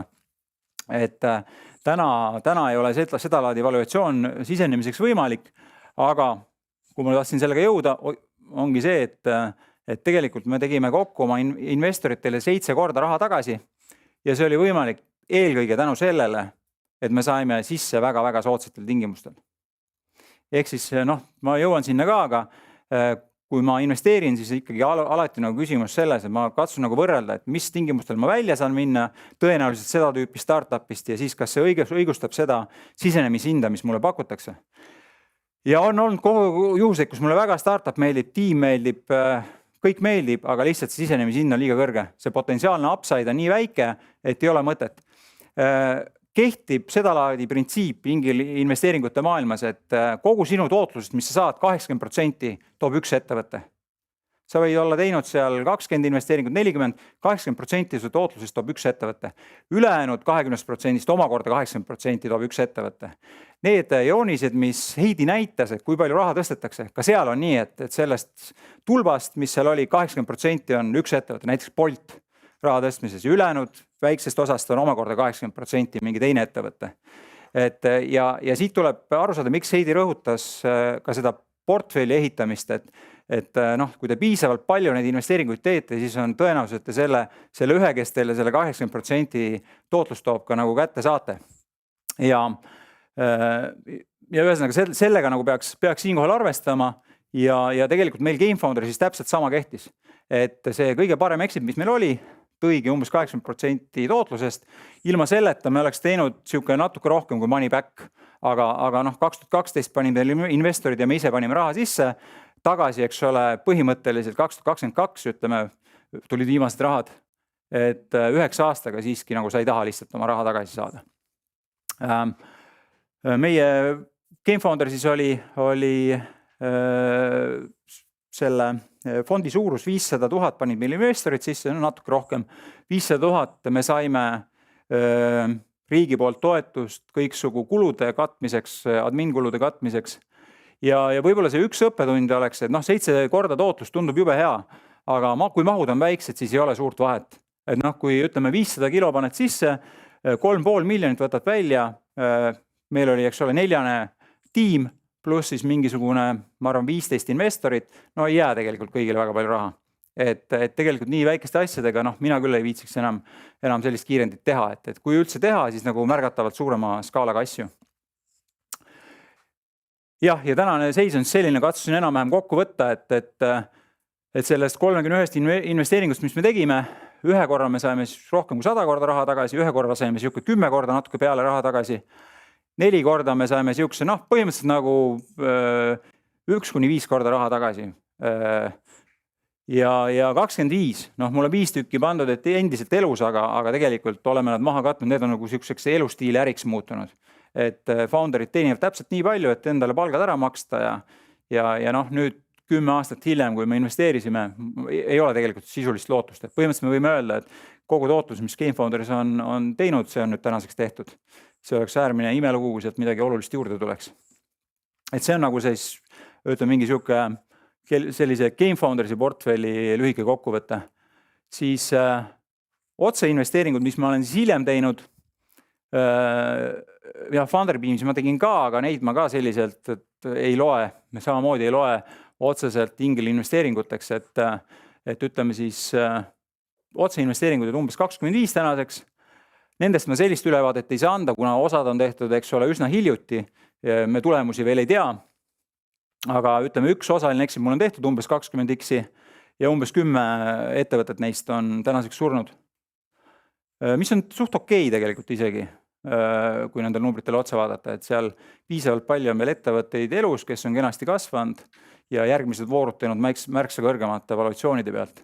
Ja osades ma olen ka siis osalenud, täpselt nagu Heidi rääkis, et mõnikord sa saad ka follow-up'e teha. Et säilitada siis oma osalus seal, et siin liiga palju ei lahendataks. Ja nüüd ma siis räägin oma kogemustest, mis ma kogu sellega, ütleme, mis siis räägin mingitest konkreetsetest ettevõtetest ja mis siis nagu need õppetunnid on olnud. Ja kõigepealt edulugudest, see GameFoundersi ettevõte, kes meil tegi siukse korraliku tootluse, oli siuke ettevõte nagu Plan B Labs OÜ ja mäng Drops. Kas keegi siin on seda Dropsi mänginud? Ma küsin kohe. Sina oled? Mis puhul? Kas sellepärast, et sa teadsid, et on meil? Ja. Et nendest ma kohe räägin põhjalikumalt. 2012 tegime investeeringu, 2018 nad valiti Google Play aasta parimaks mänguks. Tol hetkel lasti umbes 500 000 mängu aastas välja. Google Playl ei ole üldse halb kõige paremaks valitud saada. Ja siis Kahoot ostis nad ära 2020 lõpus 50 miljoni eest. 50 miljonit nagu üldiselt startup maailmas ei ole mingi eriline exit. Aga kui sa oled saanud sisse, eks ole, 200 000 pealt, siis tegelikult on investorina täitsa okei. Ei ole häda midagi. Et jällegi ma tulen tagasi sinna, et alati mõtle, mis hinnaga sa saad sisse minna. Ja nendega räägin sellest timeline'ist, aga Heidi juba natukene ütles seda, aga ma siiski küsin teie käest, et mis on ainus põhjus, miks startupid failivad? Keegi julgeb pakkuda. Raha sai otsa ei ole see põhjus. Ainult üks põhjus on, miks startupid failivad ja see on see, et asutajad annavad alla. Et raha võib otsa saada, sul võib olla turg vale, ajastus vale, mis iganes, nii kaua, kuni asutajad veel tegutsevad, nii kaua sul investorina on võimalus sealt välja tulla edukalt ja Plan B Labs on meil näide sellisest ettevõttest. 2012 septembris tulid nad meie programmi, investeerisime, asutasid muide alles meie programmi tulles ettevõtte. 4 asutajat Ungarist, originaaltiim oli Ungarist, meie mudel oli selline, nad asutasid Eestis ettevõtte, nii et nad purjatasid siis sinna Exitini Eesti ettevõttega. Programm meil siis kestis, eks ole, septembrist detsembrini 2012. Ja siis 2012, kui programm läbi sai, juba läksid seal ühe asutajaga tülli, see läks ära. Nad olid üldse selles mõttes, tegelikult ei olnud hea valik meie programmi, sest et nad ei tundnud üksteist pikalt, nad olid vist 6 aega enne programmi algust saanud startup, mingi garaaž 48 tüüpi üritusel saanud tiimi kokku ja ilmselgelt ei tundnud üksteist veel piisavalt hästi. Programmi lõpus läks üks founder ära, järgmine pool aasta läks teine founder ära, 2 tükki jäi alles. Tegid mänge, lasid need mängud välja, mängud olid visuaalselt atraktiivsed, aga mitte keegi neid ei mänginud. Ja 2013 lõpus oli siis see moment, kus see teine founder, kes veel alles oli jäänud, tema läks, eks ole, palgatööle. Üks founder jäi siis oma vanemate koju töötama selle mängu kallal või ütleme oma mängude kallal, neil olid nagu erinevad kontseptsioonid, mida nad katsetasid. Ja me tegime, eks ole, iga pool aasta oma investoritele siis nagu portfooliost ülevaateid ja sa alati paned nagu ülevaate üles, sa paned nagu edukad ettevõtted ja alla paned need, kes on nagu surnud või kohe suremas, et nemad olid ikka meil päris all juba selleks ajaks. Aga jah, et Mark läks siis tööle, eks ole, ja nii palju, kui ma aru sain, Danielile ta nagu andis natuke raha ka, et see saaks töötada, et osa oma palgast siis andis Danielile ja Daniel siis nagu jätkas töötamist. Ja 2015 ehk siis 1,5 aastat hiljem nad lasid selle Dropsi mängu välja, nii et 1,5 aastat tüüp oli oma vanemate kodus, töötas, üritas, lõi uusi mänge, nii edasi. Ja see on nagu näide sellest, et noh, neil oli ka, raha oli ammu otsas, eks ole, ükski idee ei töötanud ja nii edasi, aga nii kaua kui founder ikka veel tegutseb, nii kaua sul investorina ettevõttel on lootust. On lootust sealt edukalt välja tulla. 2018 tunnistati parimaks äpiks Google Play's. Noh, selleks ajaks neil oli juba 10 miljonit download'e. Sel hetkel juba tiim oli päris suur, et täitsa korralikult tõi mäng raha sisse. Ja siis 2020 lõpus nad siis osteti ära ka Huuti poolt. Mis veel võib-olla oluline on, mängud on siuke huvitav valdkond, et kõik need KPI-d, mida mõõdetakse startupide puhul, mänguvaldkonnas üldse ei kehti. Et kui mul täna tuleb keegi startup rääkima, et meie äppi on downloaditud 3000 korda, siis kui sul mängu downloaditakse 3000 korda päevas, siis see on siuke üsna niru näitaja. Et mängude puhul need nagu ootusid ja kõik muu on hoopis teine, mis omakorda tähendab seda, et üldjuhul need mängufirmad, nad isegi kui nad nagu ei ole edukad, nad teenivad piisavalt palju selle jaoks, et nagu ennast ülal pidada. Ja nemad ka, nad tegelikult ei tõstnud kordagi raha, enne kui nad nagu välja läksid. Seal küll oli see, et meie osalus läks natuke väiksemaks, sest et me müüsime neile endale optsioonide jaoks natuke tagasi seal mingitel hetkedel, kahjuks ühel hetkel siis natuke enne seda best app in Google Play juhtumist, aga no vahet pole, et me olime rõõmsad ikkagi. Et see oli nagu mängude puhul ka veel, meil siin mõni teine edulugu samamoodi, et meid väga vähe diluuditi. Et tavalises startup valdkonnas siin nagu lahjendatakse päris korralikult selle teekonna jooksul, aga mängude puhul tihti üsna vähe. Ja jah, siis ühesõnaga öeldakse nagu, et siis the rest is history või et see Plan B Labs andis meile sellise korraliku tootluse, mis tegi nii meid kui investorid õnnelikuks. Teine edulugu, millest ma tahan rääkida, on Ready Player Me, kes teist on kuulnud sellest ettevõttest, üle poolte inimestest, et Ready Player Me, siis me väga põhjalikult ei pea rääkima, pakuvad võimalust, eks ole, erinevatel platvormidel kasutada samu avatare ja muud trana. Ja neisse sai ka suhteliselt varakult investeeritud. Hiljuti neil oli üks uus raund, kus siis sai ka osaliselt välja minna, et ma isegi ei tea, kas see nagu raundi tingimused on avalikud, natuke on veel unicornini minna, aga väga palju enam mitte. Ma pool oma osalusest realiseerisin, aga teise poolega ikka üritame unicornini välja purjatada. Et jälle väga oluline, võib-olla ma nii eelmise kui selle koha peal mainiks seda Heidi poolt öeldud, et 3 kõige olulisemat asja on tiim ja tiim. Et väga vinge tiim on Ready Player Me's ja väga paljuski selle edu taga. Nii Drops kui ka Ready Player Me pärast minu investeerimist tegid veel mitu pivotit. Ja üks viga, mis ma näen alustavatel investoritel tegemas, on see, et nad liiga palju keskenduvad sellele ideele. Et see on oluline, aga sugugi mitte nii oluline kui see tiim, kes seda startupi teeb. Et siin samamoodi ma panin lihtsalt selle pärast raha, et mulle see tiim väga meeldis. Tol hetkel ma ei mäleta, mis nad täpselt tegid, aga kindlasti mitte seda teemat, et siis sellega oli nagu oli, aga tiim oli väga vinge ja sai investeeritud. 3. näide on Chef App, mis siis on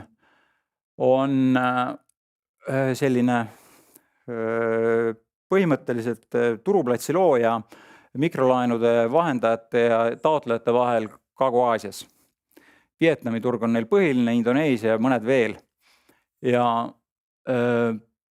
nemad võitsid Startup Day sündikaidi, ma ei mäleta, 3 aastat tagasi. Oli 3 või 4 või midagi sellist. Ja see on näide nagu ettevõttest, kuhu alustava ingelinvestorina oli võimalik ligi saada. Et need sündikaadid üldiselt on avatud kõigile huvilistele, kui sa õigel hetkel suudad reageerida. Ja investeerisin siis ja mõnes selles follow-up roundis ka, et nemad on ka kenasti kasvanud, exitit seal veel ei paista, aga on ütleme, siis jälle üks sihuke edukas näide. Ja ma võib-olla toon siin mõned mitteedukad näited ka. Grimm on üks ettevõtte Funderbeamis, kas keegi veel oli Grimmi investor? Ei olnud. Põhimõtteliselt turuplats sellistele mittestandardsetele siis aed ja puuviljadele. Et Taanist alguse saanud ja mõte oli selles, et poed, eks ole, ei pane oma vitriinidele välja ja restoranid ei pane, ma ei tea, oma taldrikutele välja mingisugused imeliku välimusega puu- ja juurvilju.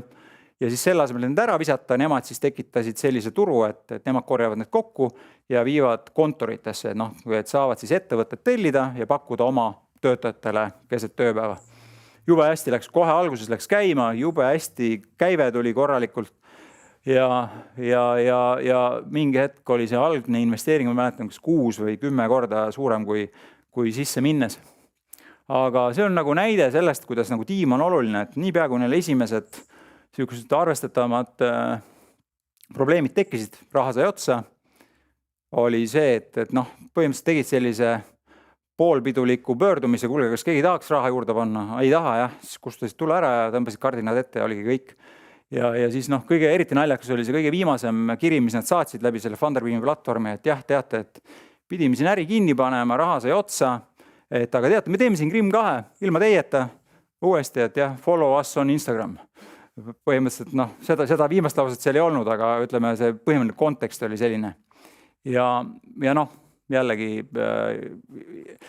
ingel investorina, kui seal palju investeeringuid teinud, et nagu elus üldiselt keskendub positiivsele, et seal võiks hakata jaurama, üritada seal midagi ajada, mingit kohtusse minna, mida iganes, ei ole mõtet sellega tegeleda, lihtsalt ei ole mõtet. Minu edukust ei määra ära, kas ma mingisugustel halbade tiimidega saan mingisuguse raha kätte või ei saa. Minu edukuse määrab ära, et ma leian need head tiimid üles, aitan neid nii palju, kui ma saan ja katsun siis nagu sellele keskenduda. Et seega, kui läks, siis läks, mis seal ikka. Teine hea näide sihukesest pastist on Ask Robin. Ask Robin oli üsna sarnane sellele, mis Jeff tegi, nemad tegid seda Lõuna-Ameerikas, tänaseks on kinni pannud oma investeeringust, ma olen ilma, aga mul ei jäänud sealt nagu halba maiku, sest et tegelikult tiim üritas päris pikalt, nägid vaeva, tegelesid ja see, et nad lõpuks ära väisis, mis seal ikka. Et see on sihuke nagu näide heast siis ebaõnnestunud investeeringust. Et endal ei jää sihukest tunnet, et sind on nagu kuidagi alt veetud, nagu näiteks Grimmi puhul. Et ikka juhtub ja nagu ma ütlesin, valdav enamuse investeeringutega, mis te teete, juhtub seda, et nad panevad uksed kinni, et sealt midagi ei tule. Vot. Ja nüüd siis vist on veel mingi 10 minutit aega, et mõned sellised do's and don'ts või et mida me siis sellel teekonnal tuleks silmas pidada, kui ingel investeeringutega tegelema hakata. Kõige esimene asi, mida Heidi siin tegelikult mitu korda rõhutas, on see, et tehke portfoolio. Ma seda ei hakka üle rääkima, miks. Ma rõhutaks seda teist asja, et mängige pikka mängu. Ja see on see, et kui te täna siis teete need 20 investeeringut, siis aasta pärast on niimoodi, et neist 20-st 3-4 on juba uksed kinni pannud, pankrotti läinud ja te ei näe veel mitte ühtegi neist, et nüüd mõni oleks unicorniks saamas. Pikk lugu lühidalt, edu saavutamine võtab aega, et nagu pankrotti minemine võtab oluliselt vähem aega. Ja seetõttu teil nagu selle teekonna jooksul tekib nagu vale arusaam, et kõik ongi hukas, sest et mul on kõik läinud hapuks, mitte ühtegi edulugu ei ole, et ingel investeerimine ongi üks sihuke halb tegevus. Et tegelikult lihtsalt edu saavutamine võtab aega. Plan B Labsil, eks ole, 2012 investeerisime, 2018 hakkasime sealt esimesi rahasid saama, 6 aastat. Selle aja peale meie portfooliost oli juba mingi 10 ettevõtet pankrotti läinud. Et kui sa oled seda laadi investor, kes iga õhtu vaatab oma aktsiainvesteeringuid ja ei saa öösel magada, kui 200 eurot on vähemaks jäänud, siis võib-olla ei peaks ingel investeerimisega tegelema. Et teine asi, ütle hästi palju ei, jälle, sa ka ütlesid seda, eks ole, et see on ka viga, mis mina tegin, kui ma nüüd uuesti hakkasin ingeli investeeringutega tegelema. Jubedalt tahaks jah öelda, et kõik inimesed nagu tunduvad meeldivad ja mulle põhimõtteliselt teie idee ka meeldib ja jube tore, et me siin räägime, aga tuleb õppida ütlema ei ja ei tuleb väga palju öelda. Et siin just siin me rääkisime ühest investorist, kes oli teinud juba exit'i eelmine aasta ja nüüd ta on teinud poole aastaga, noh, ütleme niimoodi, et sisuliselt kogu summa, mis tal on mõistlik paigutada ingli investeeringutesse sellest summast, väga suur summa iseenesest, aga ta on ära pannud poole aastaga ja see on liiga kiiresti. Ta on ilmselgelt liiga vähe ei öelnud. Et tegelikult peaks, noh, minimaalselt iga jahi kohta peaks olla minimaalselt 10 eid. Ja võimalik, et rohkemgi. Et seda peab nagu õppima, ei ütlema. Jube raske on inimlikult mõnikord inimesele ei öelda, kui ta sulle inimesena meeldib ja kõik, aga peab ütlema. Olen ka mina oma vitsad saanud, algul ütlesin liiga palju jahe, noh, mis seal ikka juhtub. Aga te katsuge sellest hoiduda. Kolmas teema, ära kunagi investeeri üksi, välja arvatud juhul, kui sa oled selles FFFFF raundis ja sa annad endale aru, et sa seal oled. Et inglid teevad alati sündikaadis ja miks mitte üksi, noh, lisaks sellele, et võib-olla on hea, kui keegi teine on ka ära valideerinud, et ta on nõus raha panema. Sinu rahast üksi ei piisa. Et mul on olnud case, kus ma olen öelnud, et jah, põhimõtteliselt ma olen valmis investeerima, tegema teile sellise tikiti, aga seda on eeldusel, et te saate vähemalt 150 000 kokku. Ja startup on saanud 50, ma ütlen, et sorry, aga ma ei saa investeerida. Ja miks ma ei saa investeerida?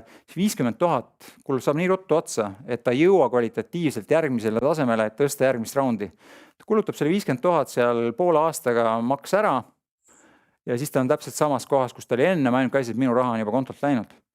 Et tegelikult see 150 000 miinimumina annab tal sellele startupile võimaluse vähemalt sellele järgmisele tasemele jõuda.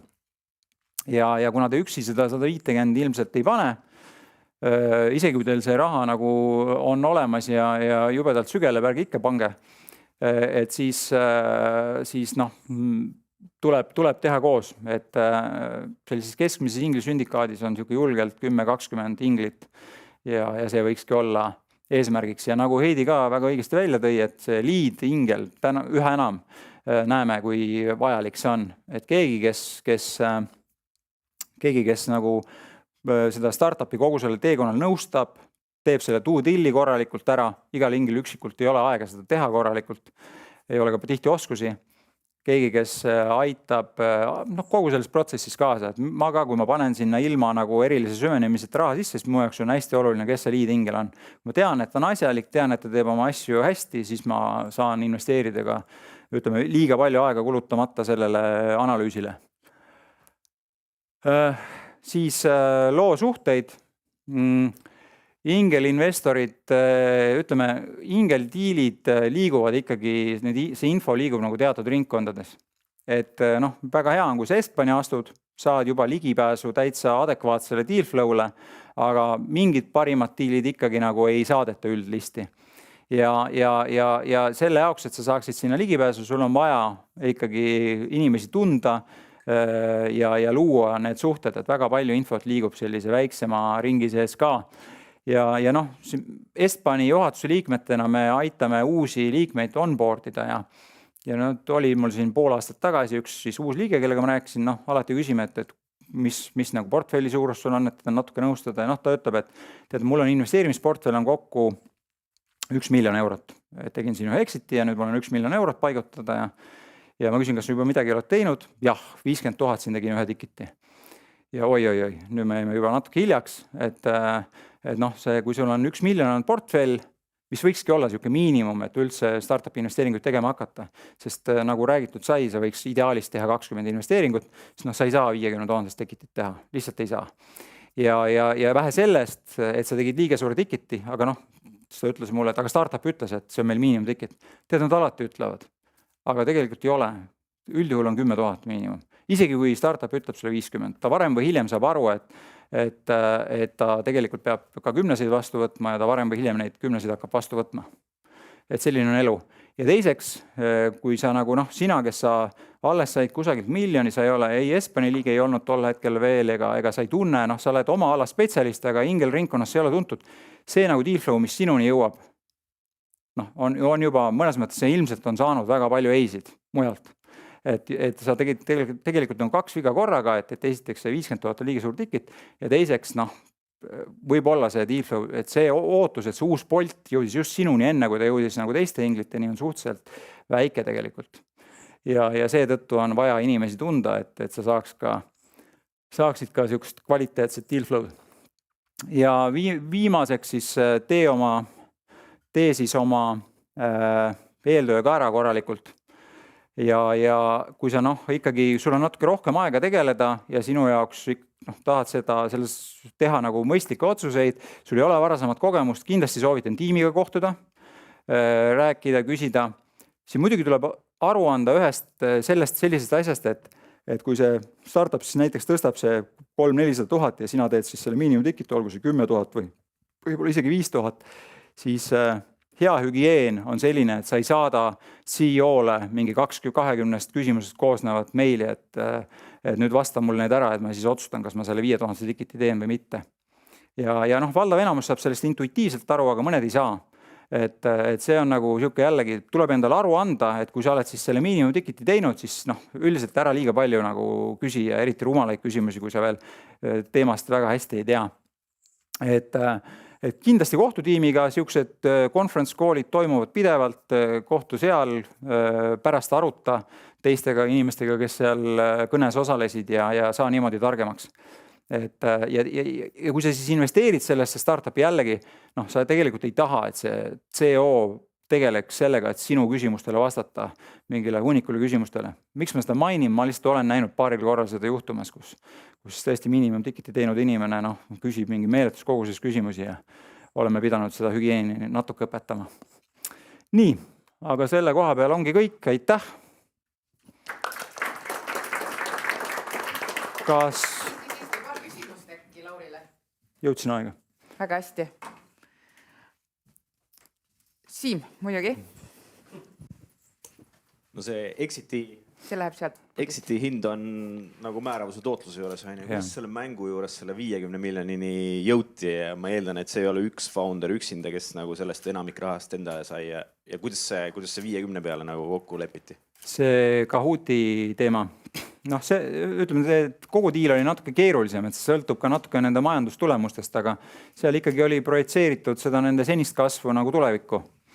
Ja nagu see mänguvaldkond on natuke nagu jällegi teistsugune ja selles mõttes ka, et sul võib olla täna jube kuum mäng ja tundubki, et see hokistikk jätkub igavesti, aga siis homme tuleb uus trend peale ja ma olen teinud veel otseinvesteeringud mängudesse seal 2014, 15, 16 ja on olnud juhuseid, kus me saame jube heale laineharjale.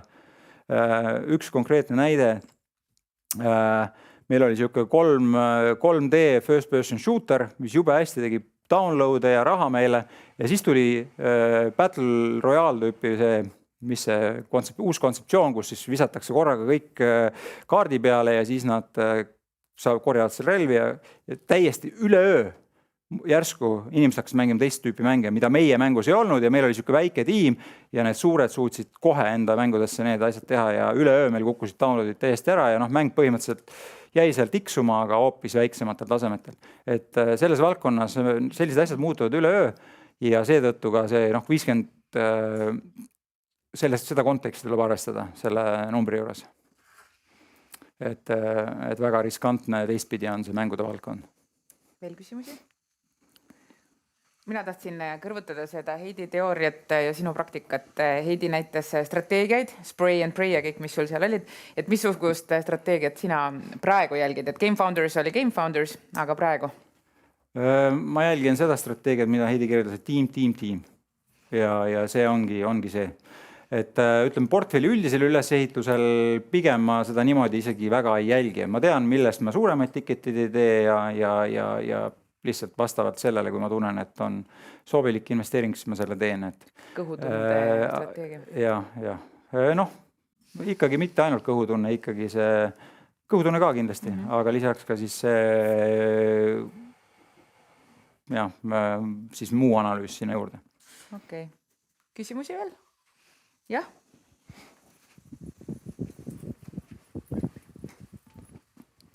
Tahtsin küsida, et Eesti turul kui palju umbes raha küsitakse? Et kas siis küsitakse 50 000 või 500 000 ja siis ongi ilmselt loogiline, et vot ma räägin sõpradega ka ja siis üritame sulle selle raha kokku panna. Siis oleneb, eks ole, sellest roundist, millest jutt käib, et see äriinglite sihuke sweet spot on see pre-seed ja seed seal vahemikus ja seal võib olla siis jah, ütleme alates 200 000 kuni jah, põhimõtteliselt kuni 3 miljoni, muidugi 3 miljonit sa kokku inglitest ei pane, et seal on sul vaja mingeid teisi investeeringuid ka, et ütleme põhiraskus jääb 200 kuni miljonini, kus me inglitega investeerime. See on siis investeeritav summa. Ja. Aga aitäh, Lauri! Aitäh!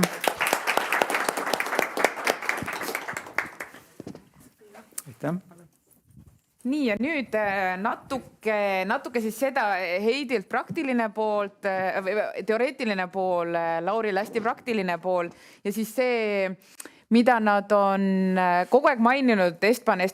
Ma käin hästi kiiresti üle selle Estbani põhimõtteliselt DNA ehk mis see Estban siis üldse endast kujutab.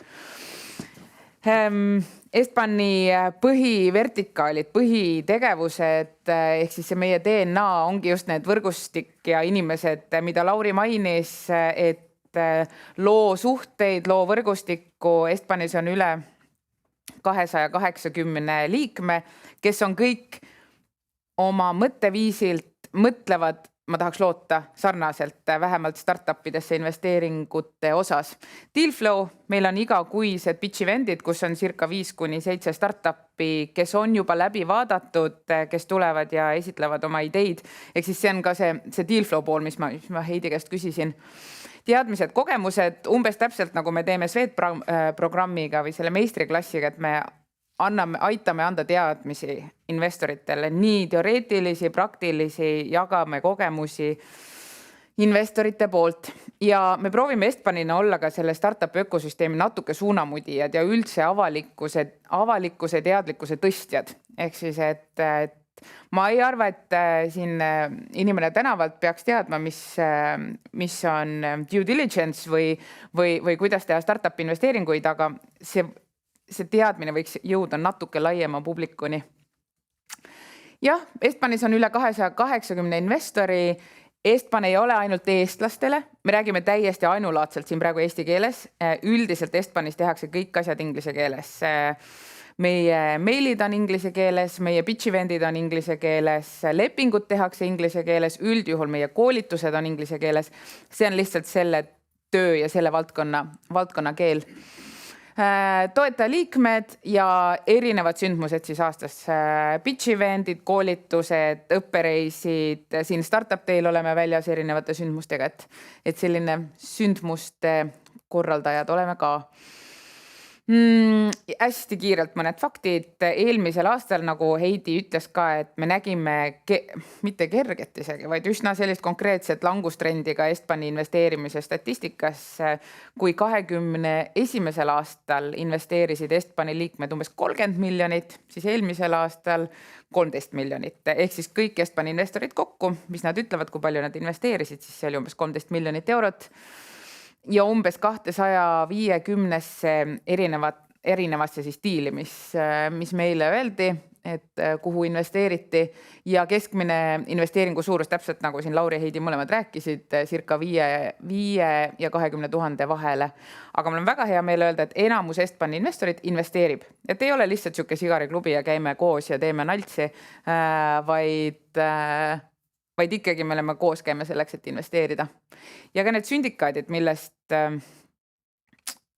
Lauri ja Heidi mõlemad mainisid, on siis ühes investeerimised ja kui Estban hüüab välja, et Estban teeb sündikaadi, siis meie otsime sinna ette selle juhtinvestori, kes vaatab startupid läbi ja juhtinvestor koos siis sündikaadi inglitega investeerib startupi ja circa 2-3 korda aastas sellised sündikaadid Estbani kaudu tulevad. Ja minu meelest see parim viis, kus alustav investor saaks käe valgeks. Jah, sa saad jälgida seda, kuidas investeeringuid tehakse ja kuidas startupi läbi vaadatakse, millised on need tingimused, mida läbi räägitakse ja nii edasi. Ja tiketi suurus on hästi mõistlik alustavale investorile. ja praegu just nüüd Startup Day'l me anname välja ühe sündikaadi, et kui te olete reedel seal finaalis, siis just täpselt selline sündikaat läheb ühele ettevõttele seal Startup Day lavalt ja teil on põhimõtteliselt võimalus tulla kaasa järgmisesse sündikaadi, mis läheb välja Latitude'i laval. Ehk siis selleks tuleb meile teada anda, et selline soov on ja teha ise see otsus. See ei ole soovitus, vaid see on lihtsalt teie enda otsus, kui teil on huvi. Ja Estbanis on praegu 3 töötajat, nii et me teeme hästi palju, aga meid on hästi vähe. Ja 7-liikmeline juhatus, kes nagu Lauri näitel on hästi kätega küljes ja abis selle sõnumi väljaviimiseks ja rohkem infot siis Estbani kodulehelt, aga põhimõtteliselt peab olema soov, valmisolek, tahe saada rohkem teada, teha ingelinvesteeringuid, olla selles maailmas sees, olla innovatsioonile lähedal. Ja muud ei ole midagi. Swedi programmist räägib kohe Triin, aga põhimõtteliselt 3 kuuks saab siis selle programmi kaudu Estbani sellise katseperioodi, mis on tegelikult sihuke tore võimalus tulla Estbani ilma selleta, et teil oleks ühtegi kulu ja meie lihtsalt pakume neid teadmisi ja sisu. Olgu, meie toetajad ja partnerid, väga tore. Ja annangi sõna üle Triinule, kes räägib sellest meistriklassist natukene rohkem. Jah, palun. Tere, minu nimi siis Triin Preem, olen Swedbankist ja tegelengi seal startup valdkonnaga. Et miks me täna siin oleme, ongi see, et meie kliendid hakkasid pöörduma meie poole, et meie käest tullakse küsima nõu ingelinvesteeringute osas või startupide investeerimise osas.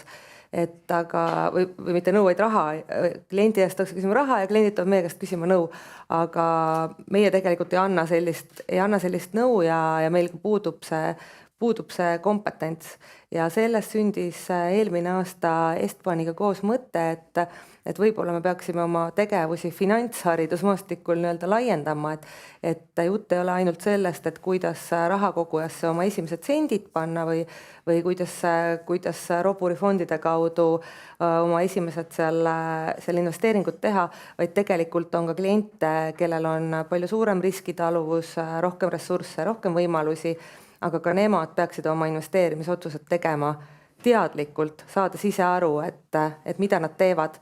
Ja mulle tundub, et pank on selles suhtes hästi hea koht ka nii-öelda 2 maailma kokkuviimiseks, et traditsiooniliste majandusharude ettevõtjad on harjunud pangaga suhtlema, aga võib-olla ei ole nii kursis või harjunud suhtlema uue majanduse poolega, et meie juba oleme niiviisi natukene ka harjunud ja liigume edasi, et suhelda ka uue majanduse poolega ja miks mitte siis olla selleks ühenduskohaks, kus need 2 poolt nagu see raha ja see innovatsioon kokku viia. Et sellest niiviisi siis sündiski see ingelinvesteeringute meistriklass, mida me Estbaniga koos teeme ja kuhu me siis osalejad praegu kandideerima ootame. Eelmine aasta tegime piloodi, nüüd juba natukene suuremalt. Et siin on näha ka, et mis meistriklassis täpselt ees ootab. Hiljem ma näitan ajakava ka, aga põhimõtteliselt siis tegemist ongi oma ala tõeliste ekspertide selliste loengutega, saab küsimusi esitada, saab omavahel sellises umbes 30 grupis tegelikult asju arutada, saab osaleda Estbani pitch eventidel samamoodi nagu Anu ütles, et kaasleb ka see Estbani 3 kuu liikmelisus. Võib-olla tõlgin ka, pitch event tähendab siis seda, kus startupid tulevad ja paari minuti jooksul räägivad oma ideest ja pärast saab siis nendega veel ka juttu rääkida ja lisaks juurde küsida, et see on tavaliselt üks nendest sammudest, mis läbi tehakse siis investorite startupide kokkuviimisel. Programm on mõeldud siis samamoodi natukene nagu see sama Estbani liikmeliski on mõeldud tegelikult nendele, kellel on huvi selle valdkonna vastu, kes soovivad tõesti ennast harida, et teha teadlikke otsuseid ja valikuid ja samamoodi, et kellel on juba varasemat investeerimiskogemust siis teistes varaklassides ja kellel on ressurssi, et tegemist on väga kõrge riskiga investeeringutega, et kui sa oled lihtsalt 5000 € kõrvale pannud, siis ma ei tea, seda investeerimissoovitust vist julgen öelda, et ära seda startup'i pane, et jah, et sa pead ise ikkagi oskama hinnata, et need startup investeeringud võiksid olla niiviisi kuni 10%, ütleme kõik kõrge riskiga investeeringud kokku siis kuni 10% sinu portfellist. Konkreetselt, milline see programm siis välja näeb, et siin on kuupäevad, kellaajad, et osaleda on võimalik nii füüsiliselt koha peal kui ka virtuaalselt ja kõikidest seminaridest tehakse ka salvestused, et saab ka järele vaadata, kui konkreetne aeg ei sobi. Aga pitch eventidele siis peab ikkagi minema päriselt ise kohale, et neid ei mõnikord kantakse üle ka, aga salvestatakse. Okei, no siis saab neid ka hiljem järgi vaadata. Aga koha peal on ikkagi see hea võimalus nagu päriselt otse suhelda teiste investoritega, kohe potentsiaalsete investoritega arutada, et mis see, kuidas tunne oli ja ise ka nende asutajatega rääkida. Ja põhimõtteliselt see ongi kõik, et 3. aprilliks tahame kokku koguda siis selles järgmises meistriklassis osalejad, et kirjutage meile kõigile, kes täna siin kohal on, kes siia registreerusid, tuleb ka eraldi email selle kohta, kus on kõik lingid, vajalikud asjad olemas. Praegu olen ka mina siin, on Anu siin, võite julgelt veel küsima tulla ja siis ootame uusi võimalikke tulevasi äriingleid liituma ja selliseid huvilisi ennast tarima. Aitäh! Selle koha peal ongi väga hea lõpetada. Meil rohkem ei olnudki, et suur tänu tulemast. Jääge veel siia, võtke natuke kohvi ja näksi ja siis kohtume edaspidi. Aitäh!